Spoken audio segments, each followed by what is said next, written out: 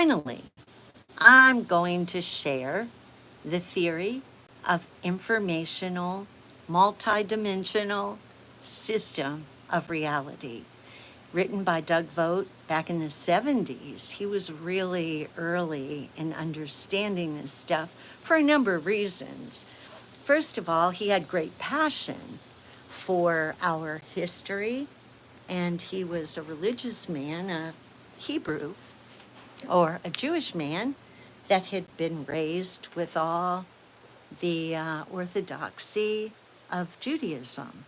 So he had studied the Torah forever and knew that something was seriously wrong, like the rest of us. But he did something about it. So back in the 70s, Doug and his partner, which there's a film out about because they got hit when they were serving, I think, in Afghanistan, and his partner got hurt worse than he did, but Doug did get hurt. At any rate, when they were there, they were discussing why science can't give any explanation for magnetism, mass, gravity, blah, blah, blah, blah, blah, right? When I first started this, I thought science had all the answers. I thought they were the practical part, you know? It's interesting, isn't it? That from a spiritual perspective, which I'm right in the middle. I go back and forth between being right and left brained. I'm a plumb line. And if I leaned one way, it depends on what day it is.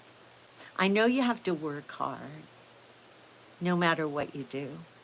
So that's the right hand side of me, um, and then the left hand side is I know we have to care about everybody, and I do.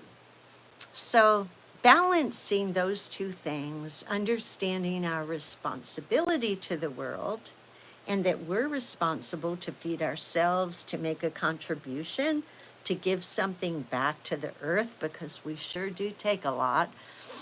But understanding that, and then also understanding that there are people in the world that aren't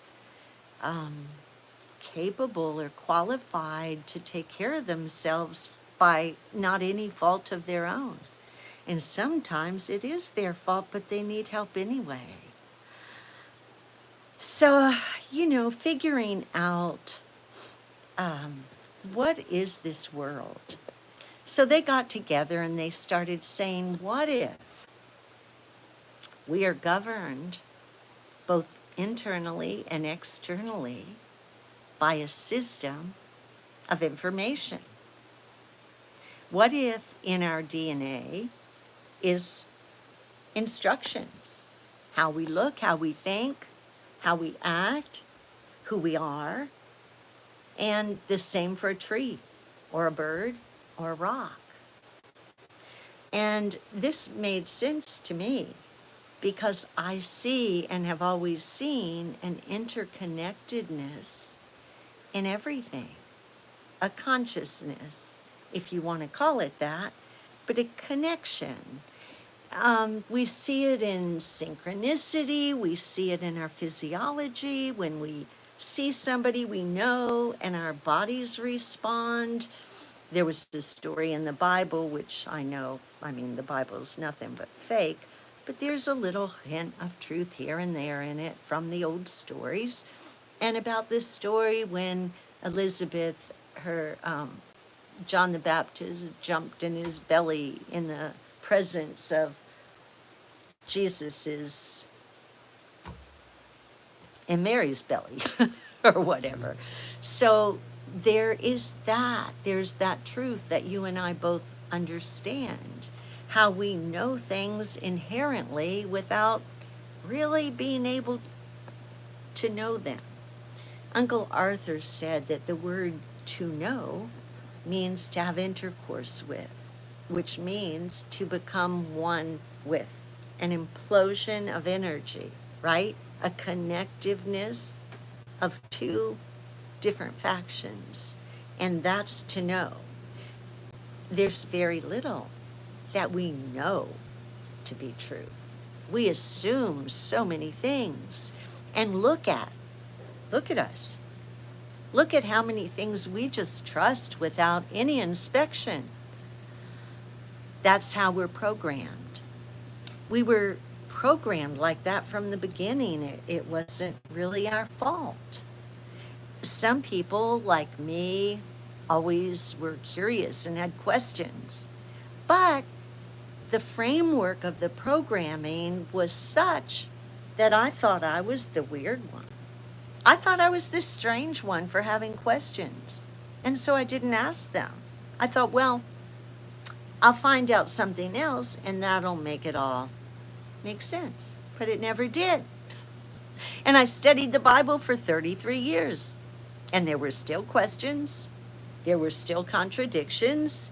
There was still information that didn't add up.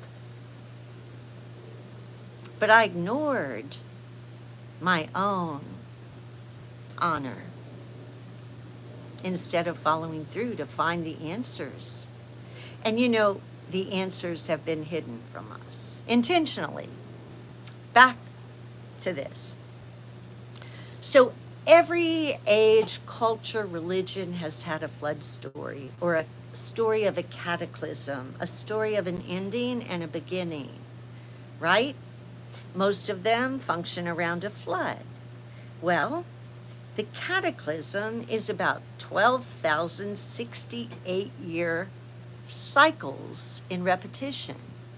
And every 12,068 years, we face a reset where our planet almost turns upside down or reverses. And it's a reset. There are cultures that knew this. Ours did. I can find this information way back in old literature and books. It's in so many different places, but it wasn't for you because they gave you the Bible instead and religion. But the Greeks, the Hebrews, the Hindus, and the Chinese all knew about the cycles of time. And I would imagine that also Japan and Vietnam did. Vietnam has one of the oldest histories. So they knew things, but the leadership didn't want us to know them. You know why? They couldn't continue their activities if we understood where we were and what our responsibility was.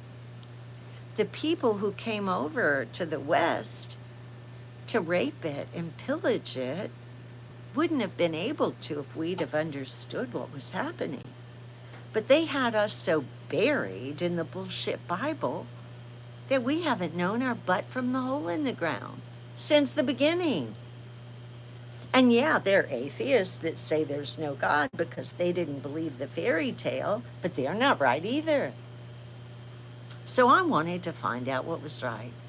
And Doug was the first door that opened to me and started to make sense. How did the Jews know about the events of our past? Is it because of what Abraham discovered in the cave? How could people living over 2,600 years, that's a long time. That's as longer than the West has been, according to the book writers. The West has been around a long, long time. I think it was before Egypt, in this earth age. At any rate, how could people that long ago have known about the stars and the cataclysms and the past? Doug talks about the world traditions and how they encompass our true history more than our history does. There's secret encoded data throughout our ancient works. The Torah, for instance, is a book created to share with the world the days counting until the next cataclysm, which is unfortunately right around the corner. We're pretty much in it or late for it. But how did the Jews know? They had their own calendars. Hindus had their own calendars. So did the Greeks and the Chinese. And the Mayan calendar, they had their thing going on too because they knew the same thing, but it was a little bit different. And that's why in 2012, everything was a little screwy and people thought the end of the world was then because they were off in their calendar. Throughout history, the people who write our history, number one, are the victors. Number two, not only are they the victors, but they control the language, they control the media, they control the narrative, they control everything. So they have the ability to write a story for you that says whatever they need it to say. And we need to remember that. If you're going to write your own biography, you're going to paint a pretty darn good picture, aren't you? Because you don't see clearly to begin with, because you're prejudiced. And that's how history has always been. There was secret encoded data. The priest class of the Hebrews, up until 587 BC, knew the truth about how many years between cataclysms. They labeled it God's Day of Judgment.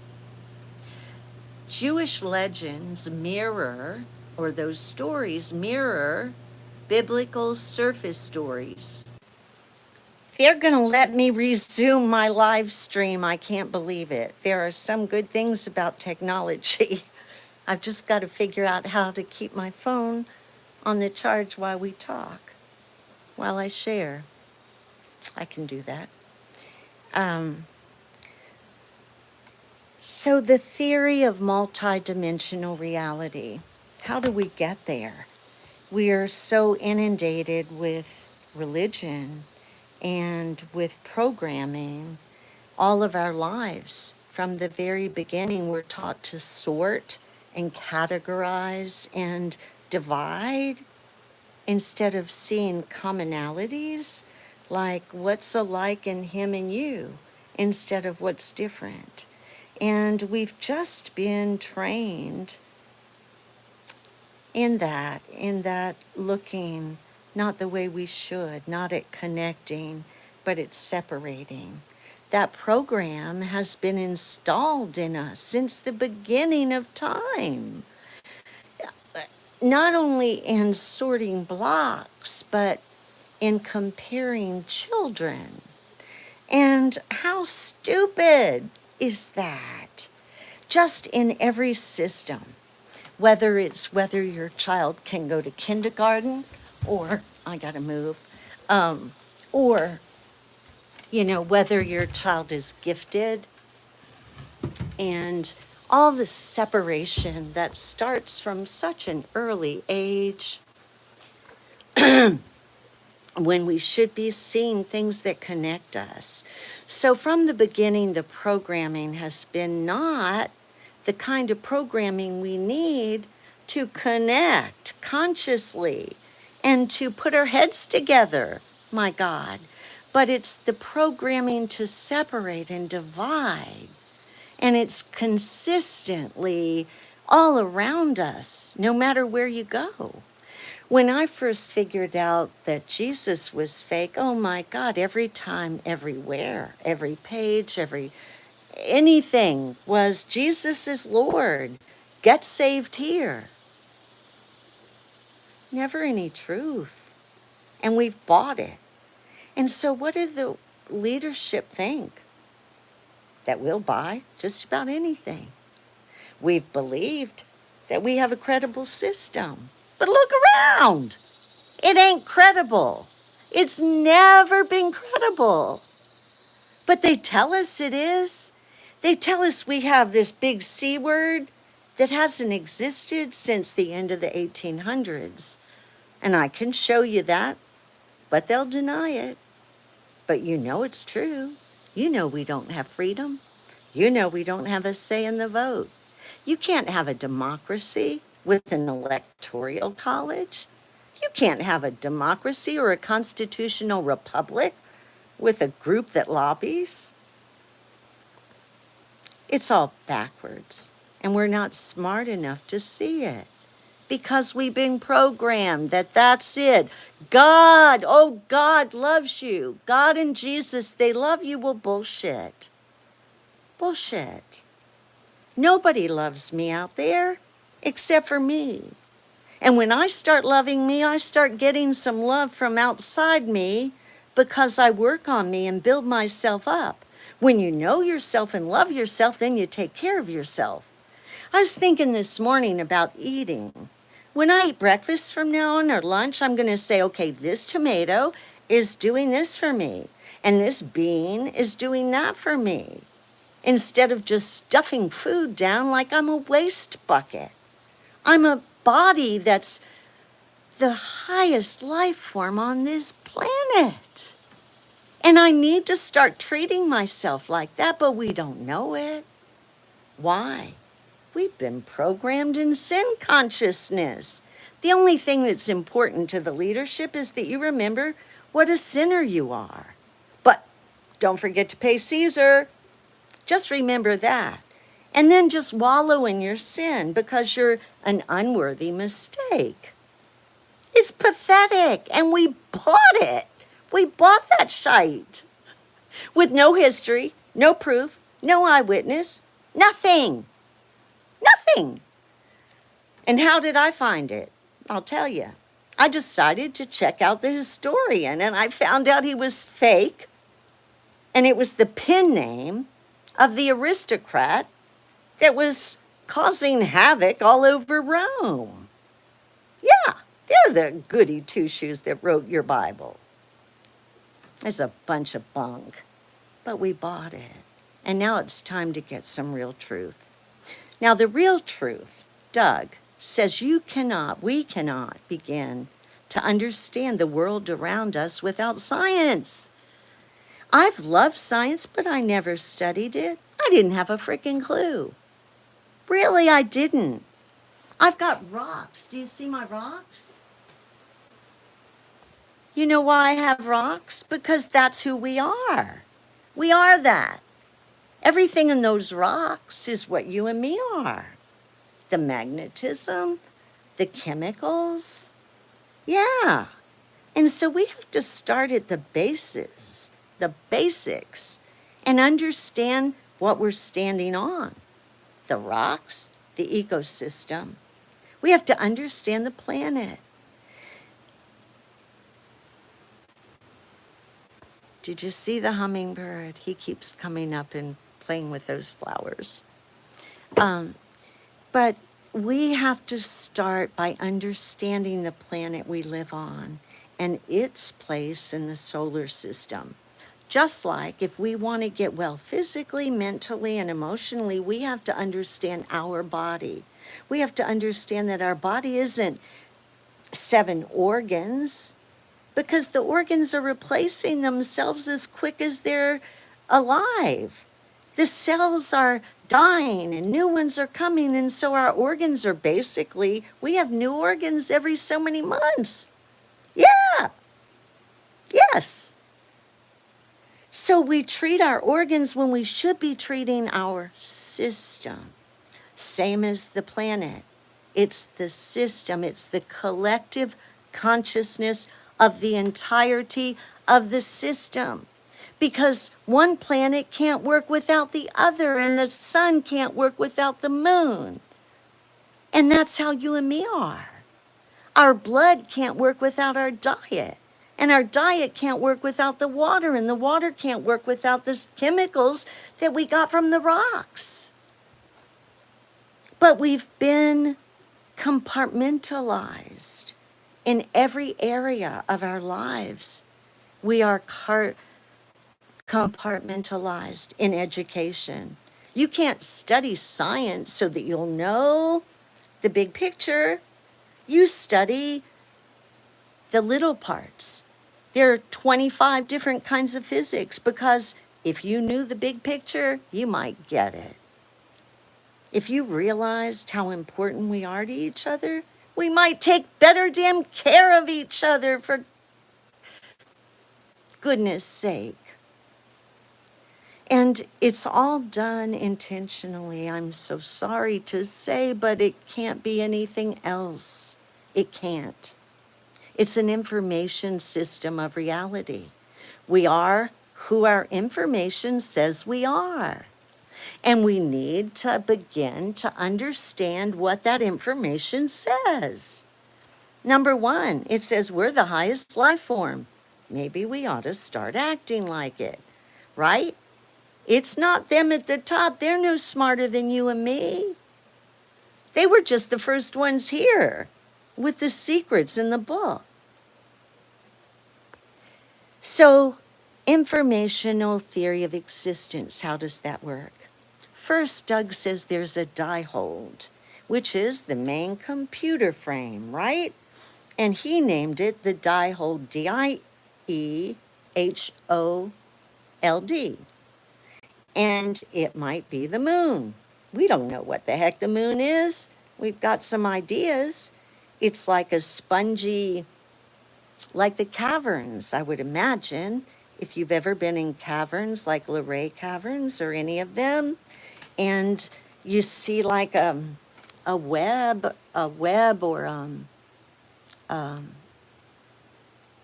I can't think of what I'm trying to say, but like I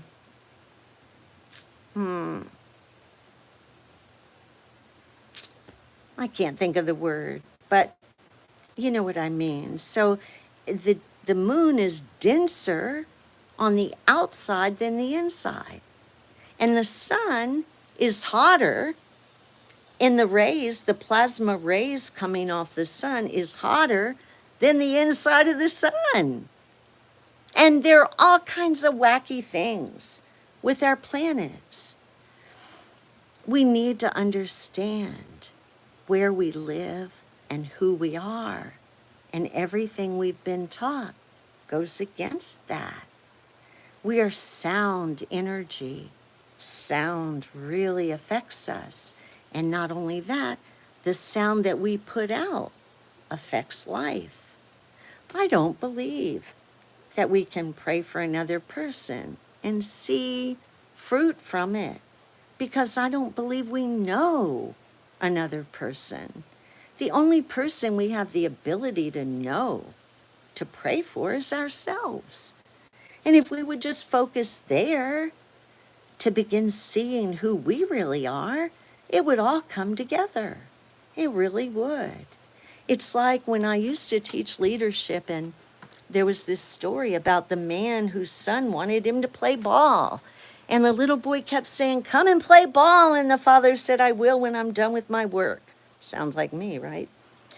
And finally, the father said, "He's going to keep interrupting me if I don't get him busy."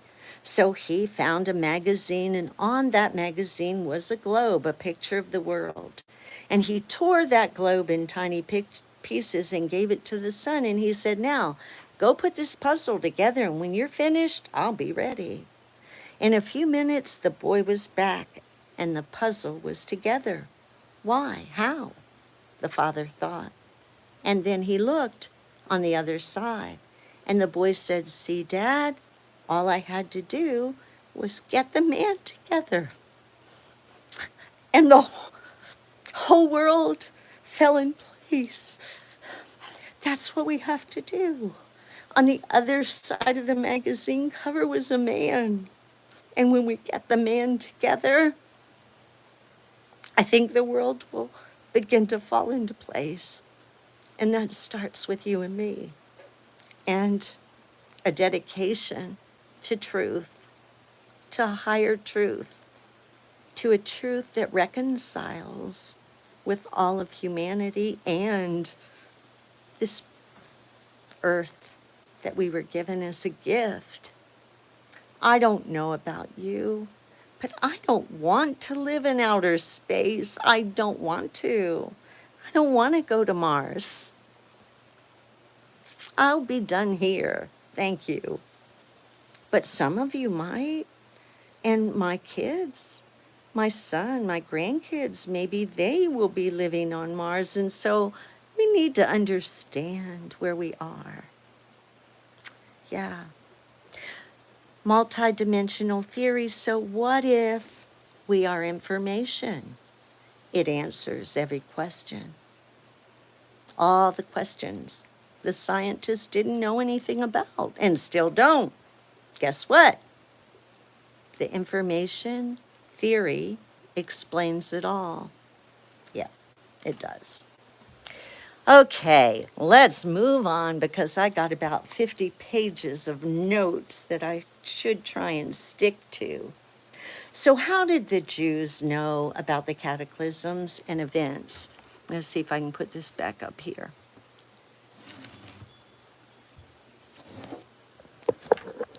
How did they know? How did people living 2,600? Okay, it's 26 minutes. I'm going to get off here because I've been blah, blah, blah and not sticking to the script. And I'll take a 2-minute break and get my notes back up here. And then I'll go on to hopefully get finished with the first chapter. Thanks again for being with me. This stuff's important. And again, I'll get better. Now to turn it off.